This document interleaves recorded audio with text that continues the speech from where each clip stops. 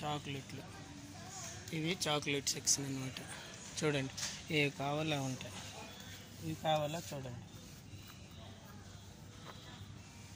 ఏవి కావాలో చెప్పండి. మీకు ఇష్టమైన చాక్లెట్లు ఉంటాయి అన్నమాట.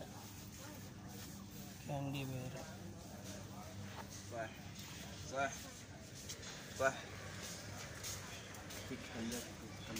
చూడండి ఇవి కూడా చాక్లెట్లే, మొత్తము చాక్లెట్లు ఉంటాయి అన్నమాట.